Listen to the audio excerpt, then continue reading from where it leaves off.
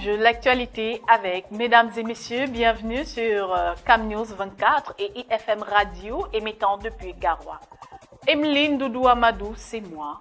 Et pour cette édition, je suis accompagnée de Ghislain Kougan qui se fera le plaisir de nous conduire dans les méandres de l'actualité de ce jour. Quant à moi, je vous retrouve juste après. Ghislain, c'est à toi. Le hebdomadaire Dikalo à la une, cimenterie du Cameroun, Figuil, le décollage industriel. Le Premier ministre Joseph Dion-Ngouté a inauguré une unité de production de clinker et de ciment. Le projet va réduire les importations et créer des centaines d'emplois. À page 3 du hebdomadaire Dikalo. Chasuble obligatoire, les conducteurs de mototaxi paralysent la circulation à Douala. Page 2. Infrastructure urbaine, Yaoundé, cœur de ville, pour offrir un cadre de vie agréable aux populations. Page 8 du hebdomadaire Dikalo. Après l'annulation de l'étape de Douala, le maire Roger Bassa Diné accuse la FECA cyclisme. Page 11 pour plus de détails sur ces raisons. Challenge Hebdo à la une après son meeting de Paris. Maurice Kamto recadré par Jean Koueté. Le secrétaire général du comité central du RDPC pointe un doigt accusateur sur la montée en puissance des agissements de haine et des menaces de violence. Page 3 de Challenge Hebdo. Présidentielle 2025 à la page 4.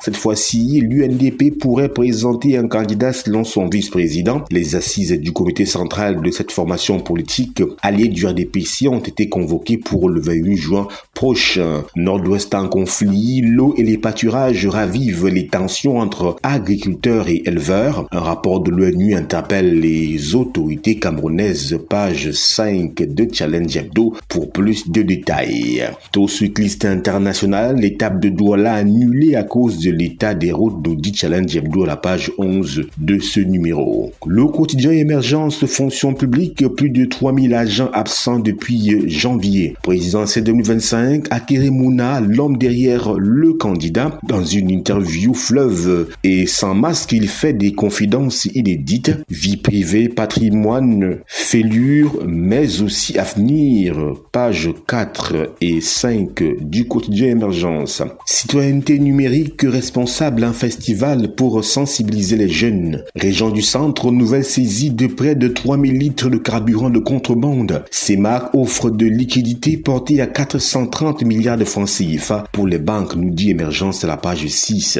Le journal Les Montagnards à la une, économie, inauguration de la deuxième chaîne de Simencam, Figuil, nouveau pôle de transformation industrielle au Cameroun. Le Premier ministre, chef du gouvernement, Joseph Dion-Ngouté, a présidé ce jeudi à Figuil, dans la région du Nord, la mise en service officielle d'une nouvelle unité de production des cimenteries du Cameroun, Simencam, nous dit Les Montagnards. Toujours avec Les Montagnards, entretien, route régionale, Galclé Mokolo, l'entreprise redynamise la cadence des travaux. L'accélération des travaux est perceptible sur le terrain depuis la mise en demeure adressée par le maître d'ouvrage à l'entreprise Croisière BTP qui avait relâché sa mobilisation.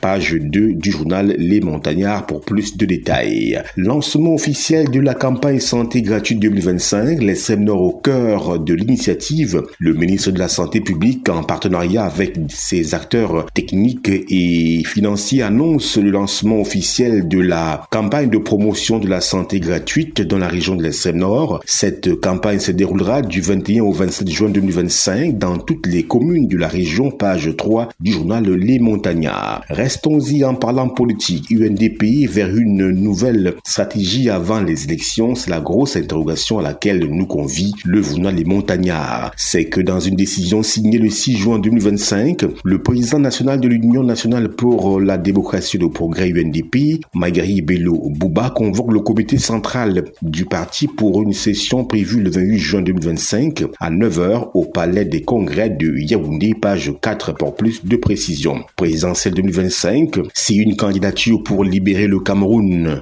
devrait arriver du côté du septentrion, pour moi, ça doit être sans les leaders de l'UNDP, du FSNC, de l'ADD ou même de l'ANDP. Fin de citation, c'est une déclaration de Je sois aussi le candidat du SDF entonné de ce côté. Bouddhi. Le journal La Météo présidentielle 2025, Amadou Sardaouna en appelle à la vigilance et la cohésion sociale, page 4. Mutation à la une, Batouri et Kambélé, Bonivan dans les bruits. Les clarifications de la société Jams Avenir Sale, propriété de la famille Boudjo, après les mouvements d'humeur du 11 juin au sujet de l'exploitation minière locale visant le député Bonaventure Vondoa Sam Bonivan, page 5 du quotidien Mutation. Campagne de Paul Biya, la Léké collecte 52 millions de francs CFA, page 7 pour s'en apercevoir. Lève-toi Cameroun, dès demain la 4e édition, nous dit Mutation à la page 4. L'info à chaud, mouvement d'humeur sur le site d'exploitation minière de Kambélé, l'honorable Vondoa Sam blanchi. Des natifs de Kambélé, propriétaires de la société Jams Avenir Sale, dénoncent une instrumentalisation des jeunes entretenus par des sociétés illégales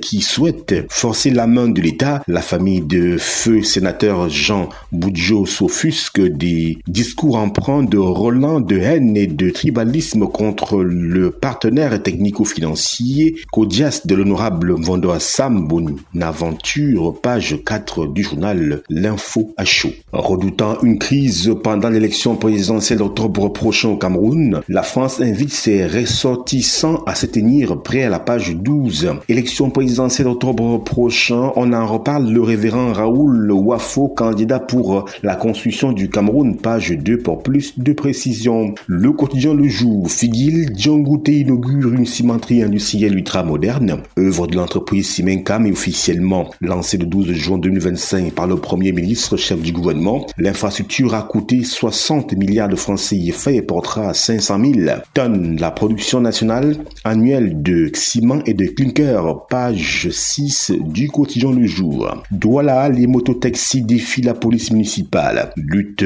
anti-tabac, la question des alternatives moins nocives se pose. Esquisse des réponses à la page 2 du quotidien Le Jour. Cameroun Tribune, production de clinker et de ciment à la hauteur des ambitions. Le Premier ministre chef du gouvernement, Joseph Djangoute, a inauguré hier à Figuil, au nom du président de la République, une usine des cimenteries du Cameroun utilisant des produits locaux comme matière première. En plus de répondre à la demande sans cesse croissante du marché national et sous-régional, cet investissement de 60 milliards de francs CFA matérialise aussi la politique d'import-substitution dans ce secteur, à lire le récit de l'envoyé spécial de Cameroun Tribune aux pages 2 et 3 de ce journal. Bourse nationale des déchets, espoir pour la gestion des ordures. Cet outil dont la création a été actée le 5 juin dernier n'attend plus que son conseil d'administration dans les prochains jours pour se mettre en branle. Dans un entretien accordé à Cameroun Tribune, le ministre de l'Environnement, porteur de cette initiative, revient sur les enjeux de sa mise en place aux pages 12 et 13 du quotidien bilingue à capitaux publics Cameroun Tribune.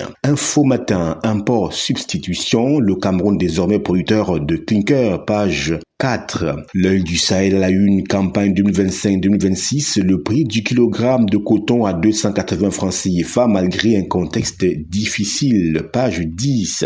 Djanaba Issa, 16 ans, 4 records nationaux battus, page 8. Elba Djakba, première femme championne du Cameroun de slam, page 5. Logo Nechari, du matériel offert aux bénéficiaires du Prolac, page 3 pour plus de détails. Nord Cameroun, 817 722 enfants ciblés pour la campagne de chimioprévention du paludisme saisonnier 2025, page 5, nous dit l'œil du Sahel. Le quotidien L'économie, Sonara, la reconstruction piétine 6 ans après l'incendie. Le processus n'évolue pas au rythme souhaité. Pourtant, plusieurs initiatives ont déjà été engagées, ce qui bloque, page 3 pour s'en apercevoir. Transport aérien, Royal Air Maroc va acquérir de nouveaux avions pour renforcer sa flotte, page 6. Fabrication du ciment, le Cameroun se dote de sa première usine de production de clinker, page 7. Gabon, plus de 1300 milliards de francs CFA à mobiliser pour moderniser le réseau routier, page 5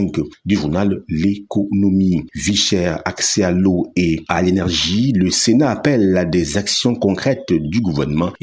Direction page 4 du quotidien L'économie. Info santé sans transition, banque de sang, combler le déficit, nous dit-on. Avec un besoin annuel de 400 000 poches de sang, les formations sanitaires du Cameroun sont encore incapables de satisfaire la demande à cause de la faible disponibilité des poches de sang en stock. L'objectif du Centre national de transfusion sanguine est de combler le gap à travers l'organisation des multiples campagnes de dons bénévoles de sang, nous dit Info Plus Santé à la page 10 de cette édition. Projet Sud, les titulaires de master dans de nouveaux postes, nous dit-on également. Distribution des Milda, le district des Nilons se prépare, page 6. En séjour dans cette formation sanitaire, le ministre Santé a recommandé aux responsables de s'assurer que les populations soient les seuls bénéficiaires des moustiquaires au moment de leur distribution. Nous le disions, page 6. La voix des jeunes à la une, secteur du BTP, Draco s'installe au Cameroun. Afrique Info, Paul Biya et René Emmanuel Sadi, deux hommes au même caractère. Intelligence artificielle, nous sommes dans les colonnes du journal Écho du Parlement, le Sénat parmi les pionniers. L'actualité à la une, la fête des pères. Un hommage à l'ombre bienveillante de la famille, nous dit ce journal. Écho News à la une, fin de l'impunité et chasse aux milliards, le ministre des Finances fait trembler les fraudeurs. C'est ici que nous mettons un terme à cette revue de la presse. Emeline Doudou Amadou, c'est à vous. Voilà, vous êtes désormais informés sur l'actualité au Cameroun et ailleurs. Merci de nous avoir suivis et restez en compagnie de nos programmes sur CamNews 24 et IFM Radio, émettant depuis Garoua. À bientôt.